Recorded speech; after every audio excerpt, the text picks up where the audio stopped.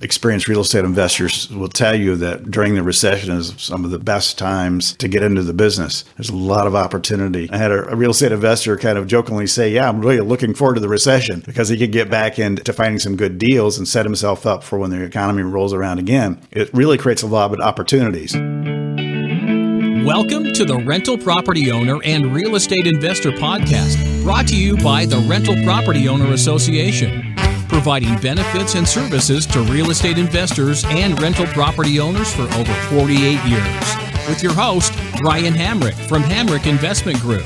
This episode is sponsored by Green Property Management, managing everything from single-family homes to apartment complexes in the West Michigan area. Find out more at greenpropertymgt.com. And RCB and Associates, helping real estate investors and small business owners navigate the complex world of health insurance and Medicare benefits at rcbassociatesllc.com. Hello and welcome to a very special 200th episode. I want to thank all of you loyal listeners for helping us get this far, and for all of your incredible feedback and comments. This show would not be possible without all of our listeners, guests, and advertising sponsors. To celebrate episode 200, I thought it would be fun to have a conversation with the man who made it all happen, Clay Powell, the director of the Rental Property Owners Association.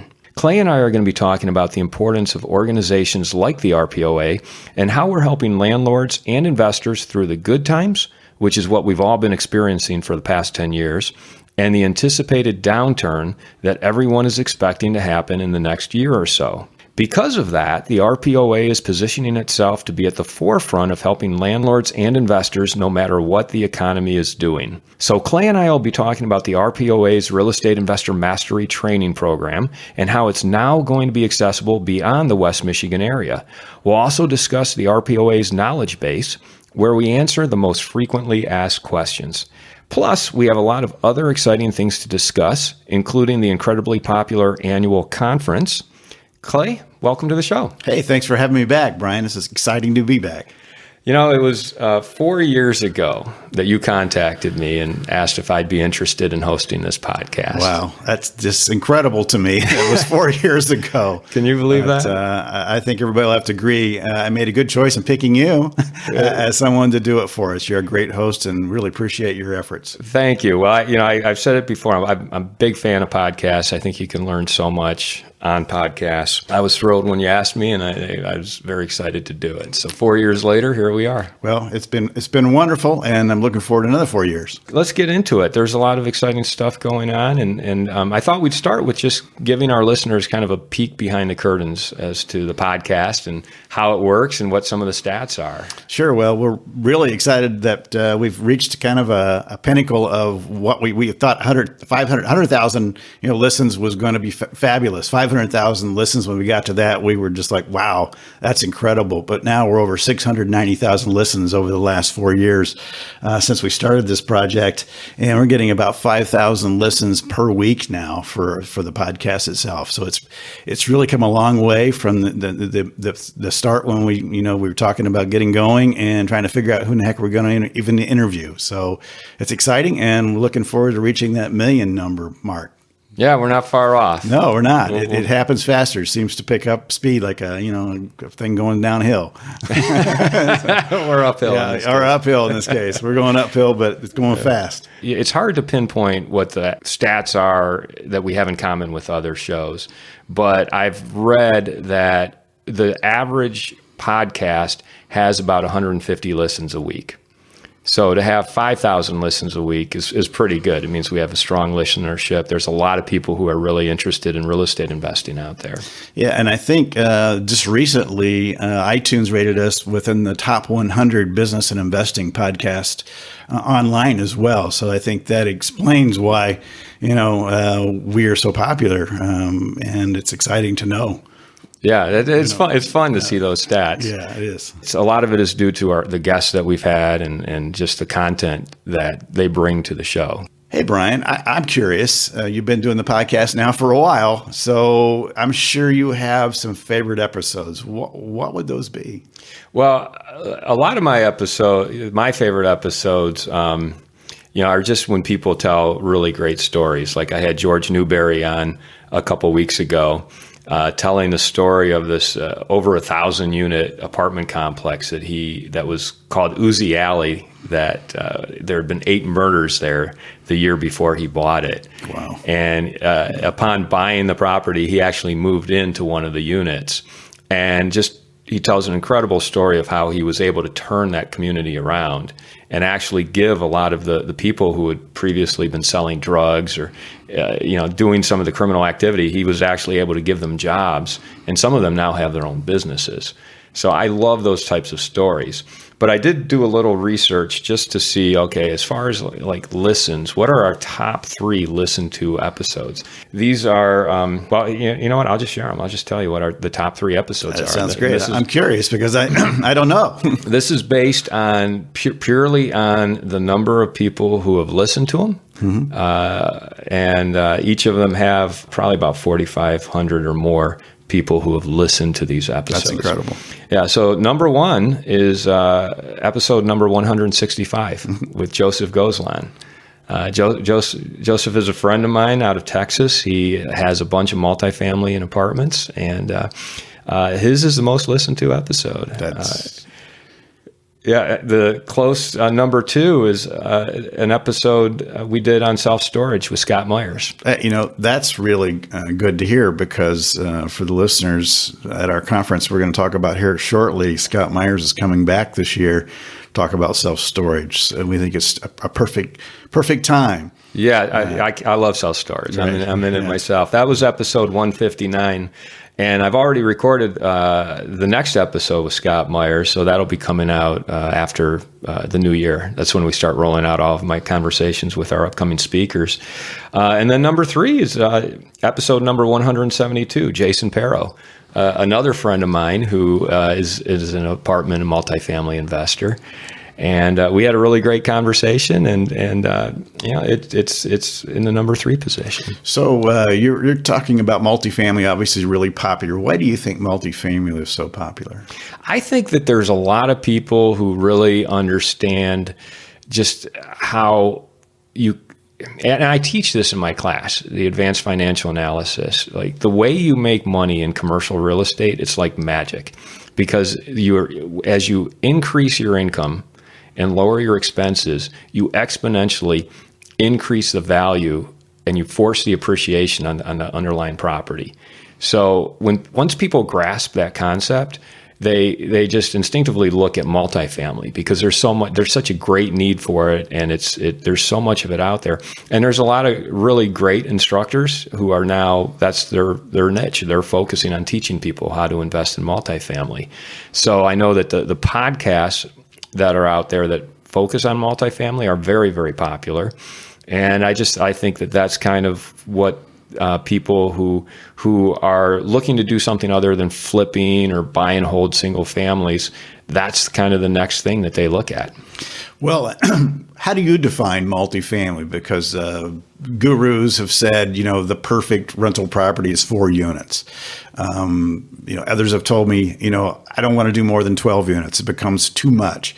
Other ones say, well, I own, 500 units in a location. That's the way to go. What's your perspective on that? My perspective, it leans more toward economy of scale.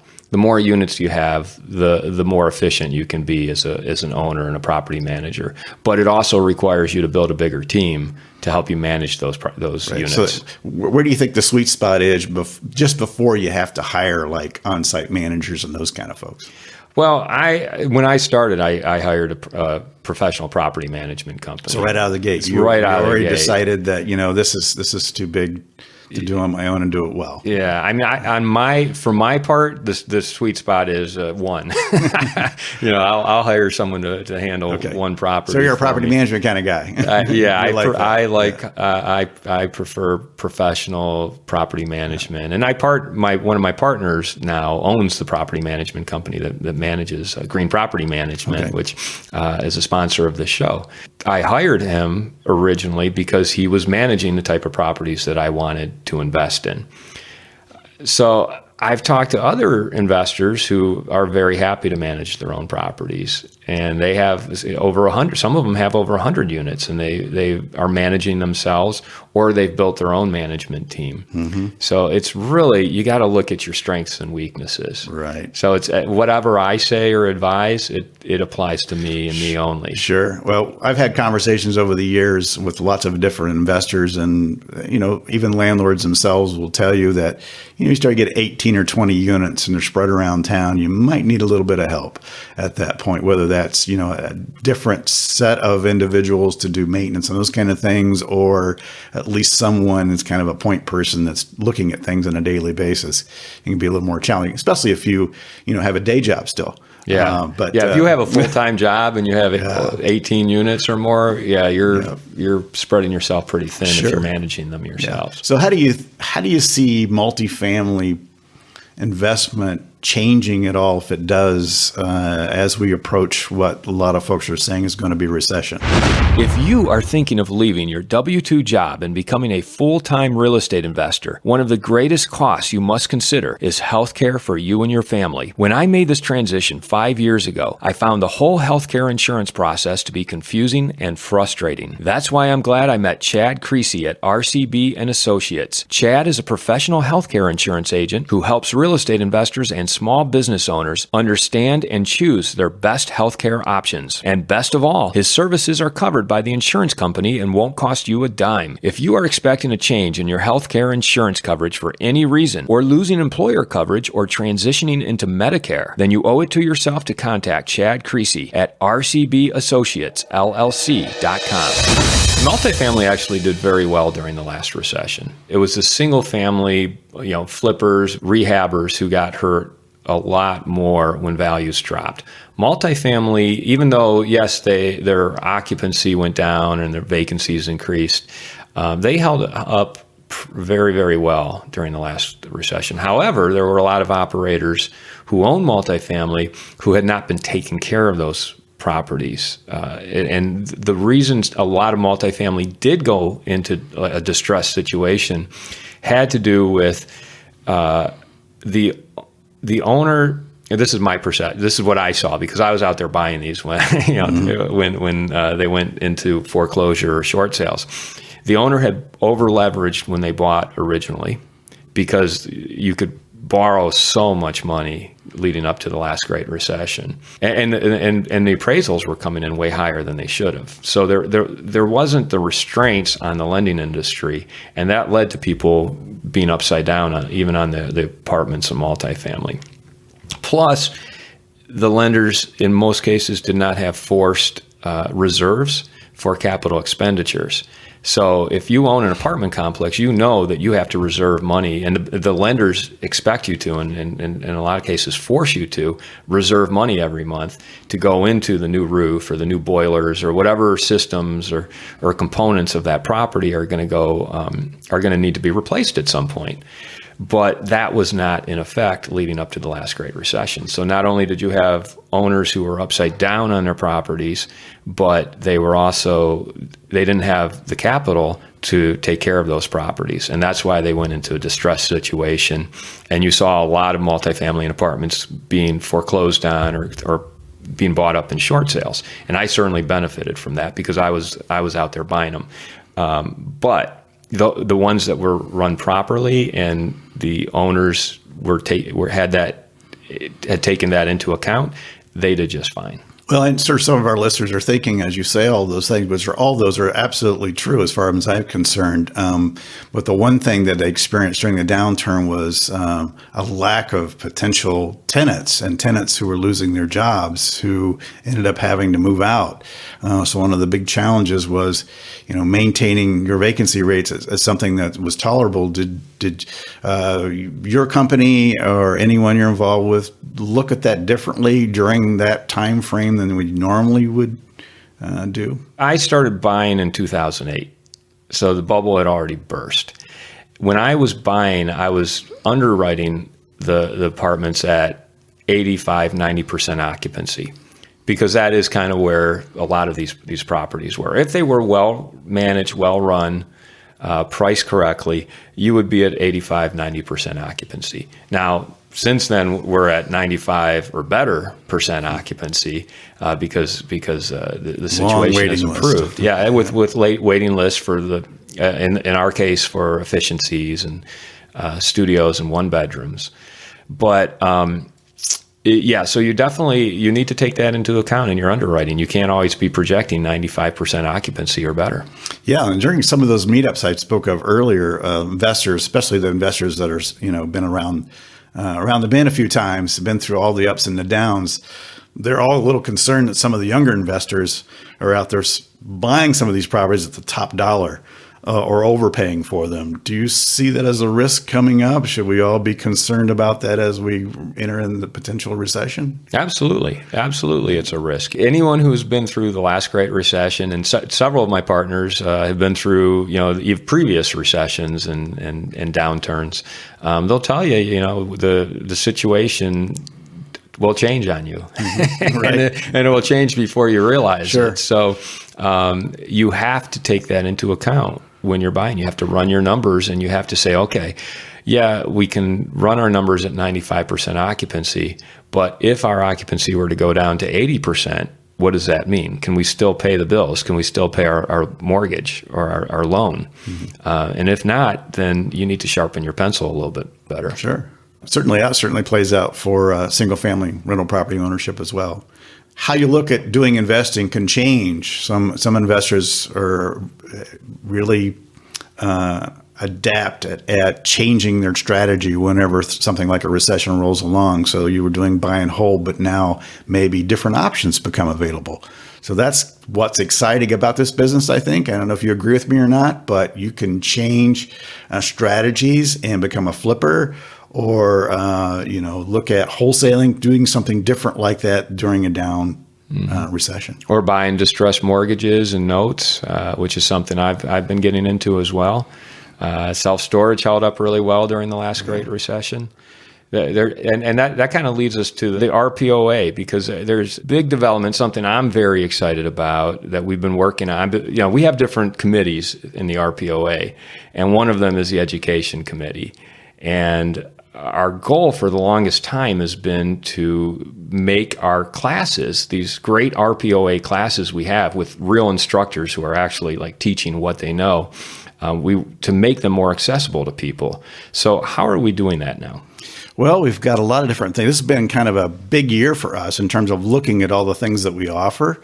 Got a few things I want to talk about today, but one of those things you were just mentioning is we're now recording our classes and also putting them on live via GoToWebinar, so folks can log right in, watch them. In fact, we have a class going on right now in the office on leases that one of our attorneys is teaching, so folks can log in and watch that live. And if they miss that, we're going to be putting it on our website and go back and they can watch at any time they want to, wherever they're at, on their mobile device or their laptop. So that's really exciting for us. We had a lot of folks who love our courses, and they were driving from all over the place, in northern Michigan, to come to a course, spending the night to take a course because it had so much value.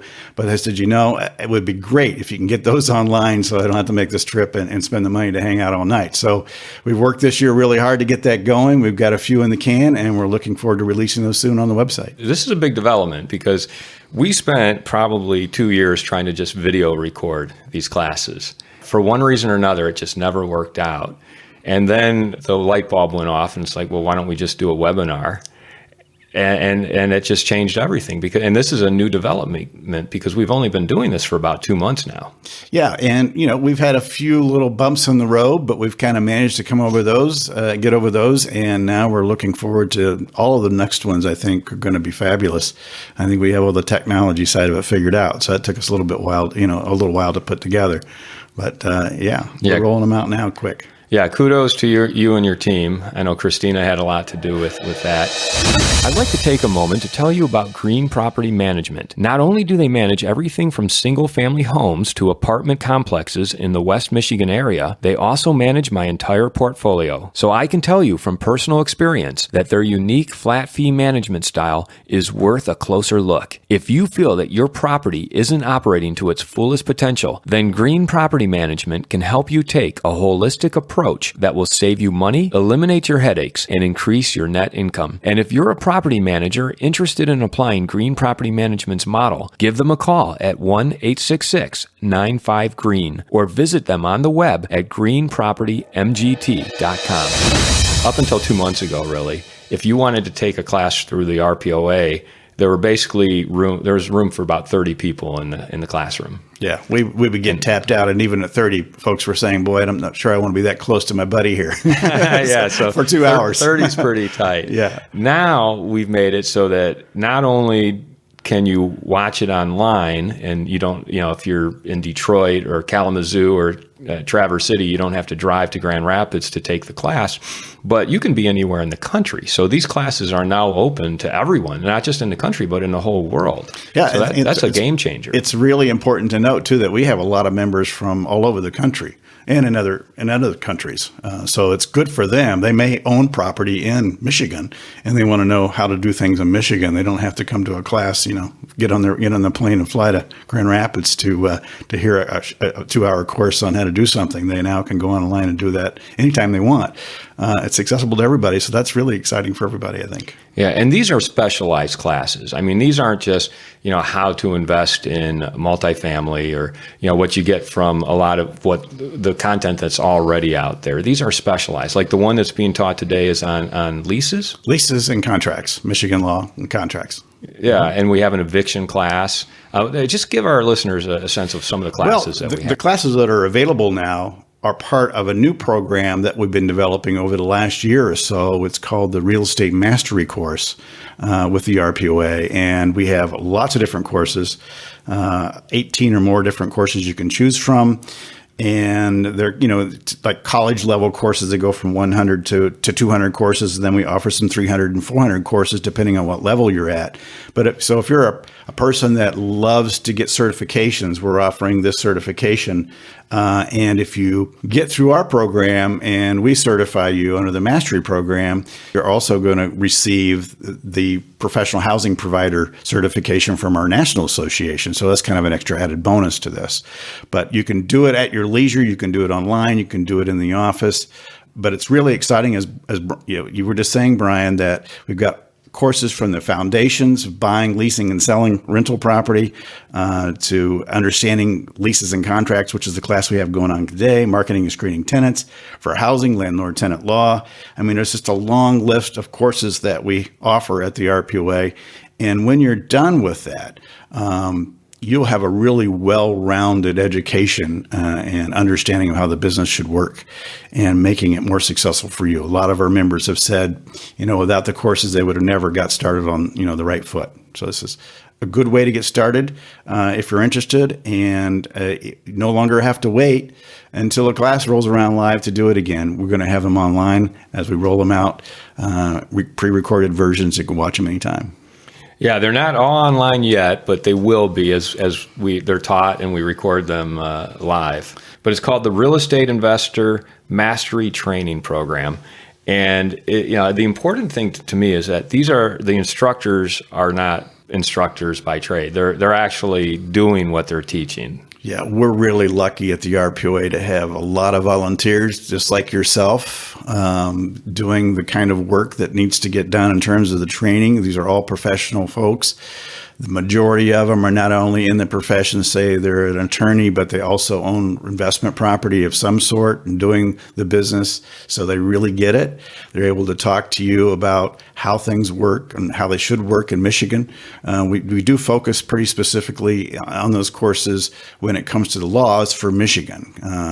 But the general way of doing real estate is covered in most of those courses. Can be applied just about anywhere in the country, as long as you maybe take some time to check out what the local laws might be. The This is not just landlording as well. So you need to think about what other options there might be for you if you're looking at land contracts or commercial investing. We have courses on that, multifamily. And thank you, Brian, for teaching our multifamily course. Yeah, is my course available right now? It will be soon. Okay, yes, yeah, so, I teach the advanced financial analysis for commercial and multifamily. So let's get that up there. Yeah, so for sure. I anticipate before the end of the year we'll have all of the ones that we have been recording posted on our website. Great. Yeah. So it's a work in progress, but this is an exciting development. And then how would people find these classes? Where would they go? They go online to our website. If you want to look at the program, you'll go under the education tab on the website, and you'll see a listing for the mastery course. You can go there. You can see all those courses I just mentioned and more. And we have an event calendar on there. You can go and look either at all the courses coming up in a long list, or you can look at the courses on the event calendar itself and what specific days are going to happen. But both on the calendars and list, you're going to see a lot of other things that we have going on with the RPOA. We do a lot of meetups. So we do one for short-term rentals. We do one for women's only investor group meetup. We do a Friday morning breakfast, which is a local restaurant where 35, 40 investors get together and do haves and wants and those types of things. And then lucky for me, once a month, we do a happy hour investor just networking meeting. It's strictly networking, enjoy a cocktail or a beer or wine and just take a time to chat, do deals, talk about what's going on and how things are going to be happening with you in the coming months. That's your opportunity to get your drink on. Yeah, there you go. Okay, well, that's awesome. Yeah, there's a lot going on. You can go to rpoaonline.org to get details on all of this. Correct. Yeah. There's also this is a new thing too that we're doing. It's the knowledge base that we've created. Can you talk a little bit about that as well? Yeah, we've got two different kinds of knowledge bases. The one we've had for several years, which is, the typical knowledge base you think about, the frequently asked questions kind of database on a website. You can go in and type in the search box if you're looking for land contracts, you're looking for eviction, you're looking for a service animal, whatever the topic might be that you might have a question about. You can do that in the search box, and then, a list of things will come up in terms of a knowledge base article that would talk about that and answer probably the most frequently asked questions around that topic. But in addition to that, it's been exciting. And Brian, you've been helping us with this as well. We're doing short videos now to answer some of your frequently asked questions. And we have attorneys on. We're going to be having here soon. We've got an accountant, a CPA, and a real estate broker here in town who's one of the top real estate investor listing agents and broker who's also a rental property owner and investor. So a lot of opportunity to get a lot of your questions answered from a live standpoint, really quick. You can get them on YouTube. You can get them on our website. So that has really expanded what we were doing in terms of the knowledge base. Yeah, and these are YouTube videos that just are quick sound bites. So what our goal is when someone Googles a question about real estate investing into the Googles. The Googles. That's one way to say it. That's what I call it, the Googles. They get a soundbite of me asking the question to you or Dwayne Culver or Justin Wheeler or many of our other guests who we're going to be having answer these questions. And they're just quick little 30 to 60 second sound bites that hopefully will answer people's questions. We're rolling those out about every other week. And so we're going to be recording 26 more here soon. And putting those out there, and we roll them out and we try to fit maybe where things are going in terms of the economy as well, and what maybe the hot topics are in the office when folks call us or come into the office for assistance. That's something that's really different about our association. That's different than a lot of other associations across the country. We have a full-time staff. There's 4 of us there on a daily basis to answer your questions. You can come in the office and ask us questions. We can help you with something. You can pick up a form. So it's a little different than what you might experience with other real estate investor associations, which kind of traditionally hold a monthly meeting, and then you wait till the next monthly meeting to talk. So we're a little different in that regard. We're proud to have that opportunity for folks to talk to us on a regular basis, Monday through Friday. Yeah, that's true. I mean, if you call the RPOA, you're not going to get a recorded message. You're actually going to talk to someone who's there in the office. Yeah, and then if we can't answer a question for you, we have a long list of folks we can refer you to, including the 5 attorneys that we have available to send you to for free limited legal advice. So it's a real opportunity to get an answer to your questions. So we probably know someone that has the answer to your question that'd be more than happy to take a few minutes to give you some help. Yeah, the RPOA provides that support structure, which is what separates it from other organizations. Yeah. That kind of leads us to the annual conference. I'll tell you, I've been recording the conversations with our featured speakers, and several of them have brought up the anticipated downturn that's coming. You have a lot of economists who are, and they've been saying this for the past 3 years, so it's hard to know if it's really going to happen, but they're saying, in the next 12 to 18 months, we're going to see a downturn. Yeah, and I think that fits in right with what our economist that comes to our conference each year has been saying. Paul Isley with Grand Valley State University joins us for about an hour each year and talks about the national economy and in real estate, Michigan economy, and then he kind of nails it down into West Michigan, Grand Rapids, what's happening there. And he seems to be pretty spot on. We've had him for several years now, and you can kind of rely on what he has to say, which is a little unusual, I think, for an economist. But he helps us, too, to figure out who we're going to bring back or who we're going to have new at the conference. And when we look at the speakers we're going to have at the conference, we try to think about what strategies would folks want to be using in the next year or two or thinking about doing. So I believe we have a great list of speakers this year in February that are going to address many of the topics we just kind of touched upon a little bit and dealing with the recession that's coming up. Yeah, absolutely. And Paul Isley, I see him speak at different events throughout the year, and his opinion is it's not his opinion. He's got his tracking devices and his metrics that he follows. It'll be really interesting to hear what he has to say in February, because you're right, he's pretty spot on, and he's got his finger on the pulse of what's really happening. Yeah, because when you look out there now, it looks like everything's just going gangbusters, at least in the Grand Rapids area, as it has been the last several years. And you kind of think to yourself, gosh, this is great. I should jump in, and it's going to be good for the next 10 years. But it'll be interesting to see what Paul says and how we might have to start thinking about adjusting our thinking. Yeah, and he's always one of the most well-attended events at the annual you want to get there conference. Early to get a seat, for sure. Yeah. It'll be packed. So let's set this up here. The annual conference, this is what we do every year. This is like the big brouhaha of the RPOA every year. Right. It's a 3-day event. We have featured speakers, national speakers, local speakers. It's great for networking. And every year it's the end of February. This year it's February 27th through 29th of 2020. And the question, and this has come up in several of my conversations with the featured speakers, the upcoming downturn. And I think what the perception is during good times, people are like, hey, let's invest in real estate. And you get a lot of people who come and they want to learn how to invest in real estate. Now, I don't know where we're going to be in February as far as the economy, but let's say we are in a downturn. Why would people want to come to the conference at that point? Well, a lot of experienced real estate investors will tell you that during the recession is some of the best times to get into the business. There's a lot of opportunity. And when you think about wholesaling, for instance, I hear a lot of wholesalers or wannabe wholesalers showing up at the meetups, and they're saying, I just can't find anything. I said, well, that's because everything's so great right now. Everybody's buying up everything that comes on the market, and are probably paying more than they should for it. But that won't last forever.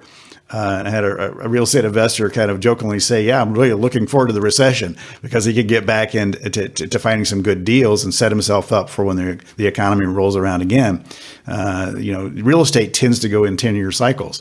So, we're always going to hit a bottom somewhere. We hope it's not too far down, in a hole, and we can come out pretty quickly. But it really creates a lot of opportunities during a recession. Yeah, absolutely. And even if things are still going gangbusters in February, the thing that I always believe is that you can even if you're not in the recession, you can prepare for the recession. And you do that by getting as much information and knowledge as you possibly can. So when that time comes, you know what to do, and you're not scrambling to learn it when it's too late. Yeah, get the new tools in your toolkit. Exactly. Yeah. So coming to hear the featured speakers, several of whom will be talking about, why does this strategy that they're talking about, whether it's self-storage with Scott Myers or Vina Jones-Cox talking about wholesaling or flipping, they will be addressing that, elephant in the room, which is what about the economy? What does that mean to investors? Yeah, all the topics for this year, as far as I look down the list here and I'm looking at the topics that we're going to be having. Yeah, note buying is Donna Bauer's going to be talking about note buying, and just going to be an opportunity for those are going to be becoming available. Folks will be looking to get out of the notes that they have now and selling them. As you said, Vina's coming in, talk about wholesaling and doing flipping. And we have John Burley, who will be a brand new speaker coming in for us this year, talking about acquisition and strategies and seller financing. So you're going to get to a point where there'll be some folks maybe need help with their financing. So that'll be an opportunity to talk about that. Dixie Decker is an expert at getting more cash flow out of your rental properties, even during a downturn. So, she'll be looking at, what can you do differently with your rentals to make sure, even if you have a higher vacancy rate, how you can continue to have good cash flow.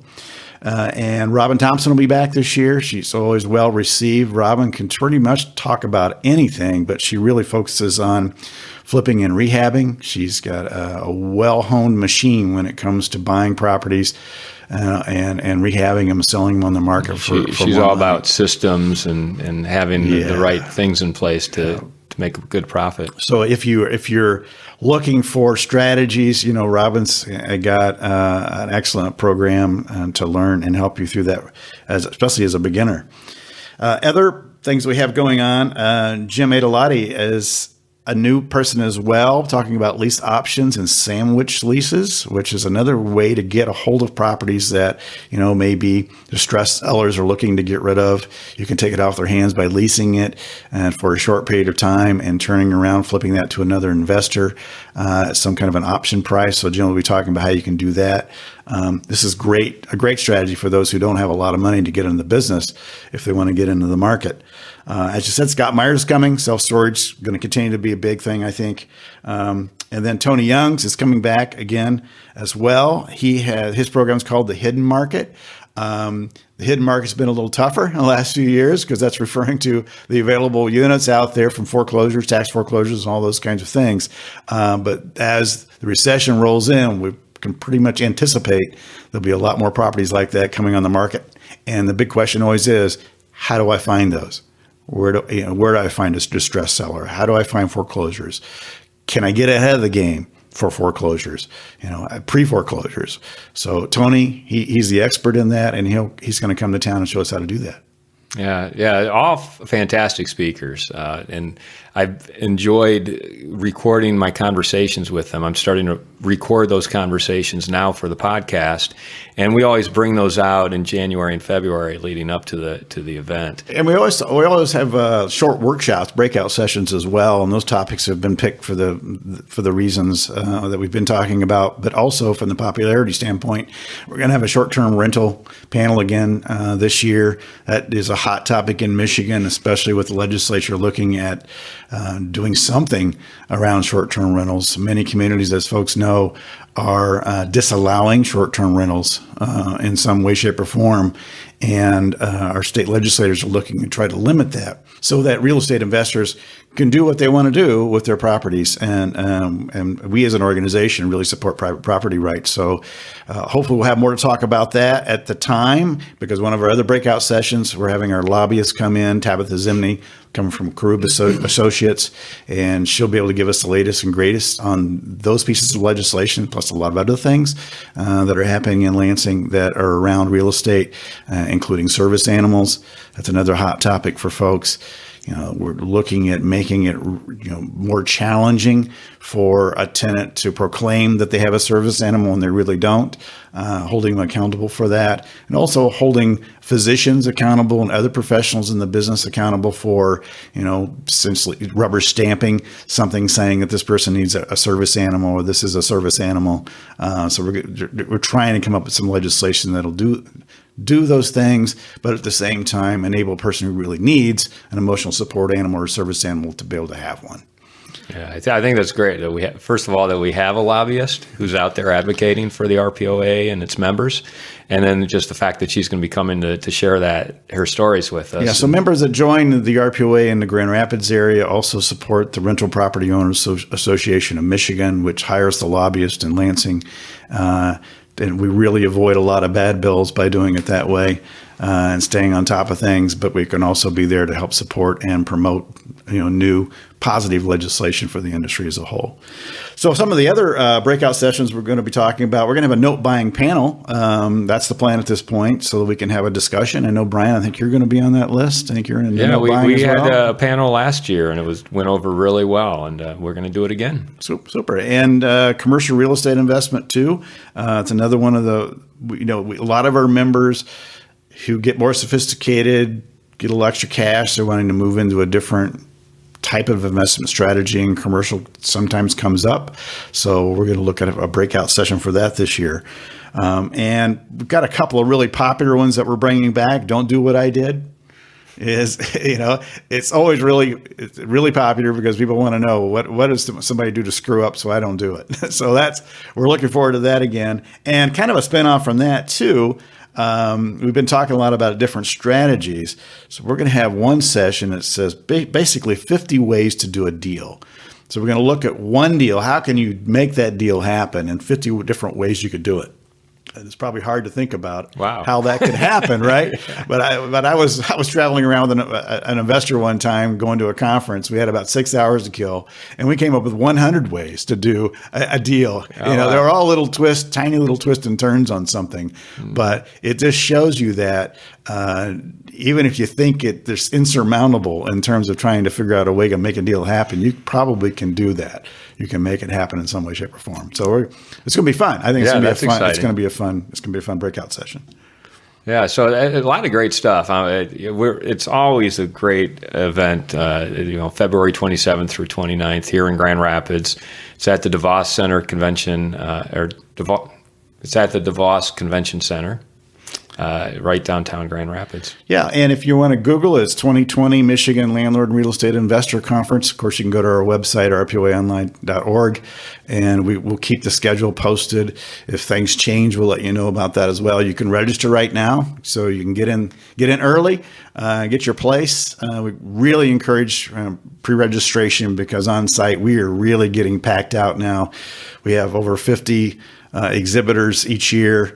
And the space we're in is tight, so you want to get in early and make sure you are able to attend. So, Clay, I also want to make sure people know how they can get a hold of us, where they can find us on social media. So why don't we share some of the ways they can do that? Why don't you tell us about the podcast Facebook page, Brian? Yeah, so in the beginning, I wasn't really paying attention to the podcast Facebook page, but now I'm a little more on top of it. I'd love to get some comments and feedback on that. It's basically on Facebook, it's RPOA, Rental Property Owner and Real Estate Investor Podcast. You can find us there, and we have the show notes and information on each week's episode.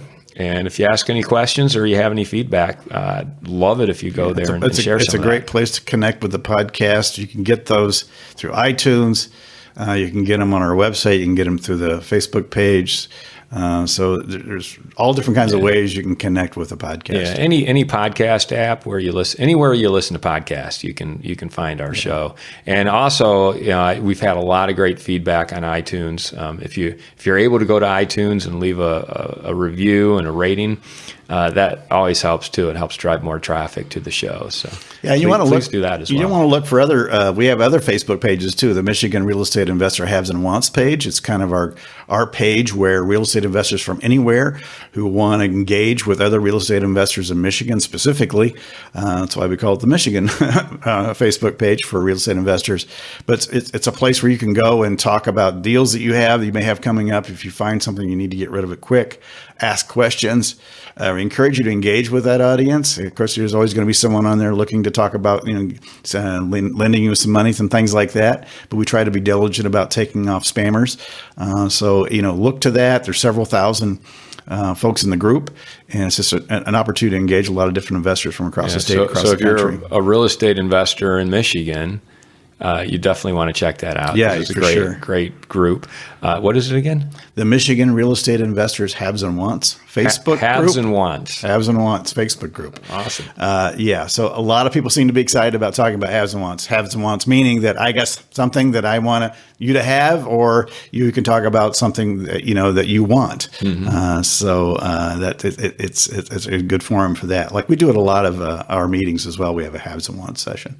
We also have a Facebook page just for the Rental Property Owners Association. So if you want to see what's going on, you want to connect with that, engage with it in some way, shape, or form, I encourage you to do that as well. So that's kind of a real centralized location to see what's happening, either in the office or at one of our events on a regular basis, because they're just, it's like Facebook, they're all in kind of a timeline format. So you can see what's coming up soon. And we have several thousand folks engaged with that as well. Fantastic. I think we've given our listeners a great glimpse into what the RPOA has to offer and just all the exciting things we have going on. Clay, it's been a real pleasure just talking to you about. Thank you for having me back, Brian. I look forward to doing it again, and I would encourage others who are taking advantage of our online courses and the soon to be released recordings that you give us some feedback. Let us know what you think about those, something we can improve about them. We're looking forward to that. Absolutely. Thank you, Clay. Thank you. I want to thank everybody for listening to this episode. I'm your host, Brian Hamrick from Hamrick Investment Group, and you can find out more about me by going to higinvestor.com. That's higinvestor.com. And you can also ask questions and join us on Facebook by going to RPOA, Rental Property Owner and Real Estate Investor Podcast. This episode was sponsored by Green Property Management, managing everything from single-family homes to apartment complexes in the West Michigan area. Find out more at greenpropertymgt.com. And RCB and Associates, helping real estate investors and small business owners navigate the complex world of health insurance and Medicare benefits at rcbassociatesllc.com. You've been listening to the Rental Property Owner and Real Estate Investor Podcast, brought to you by the Rental Property Owner Association. You can find out more at rpoaonline.org. If you enjoyed this podcast, please go to iTunes to subscribe, rate, and review.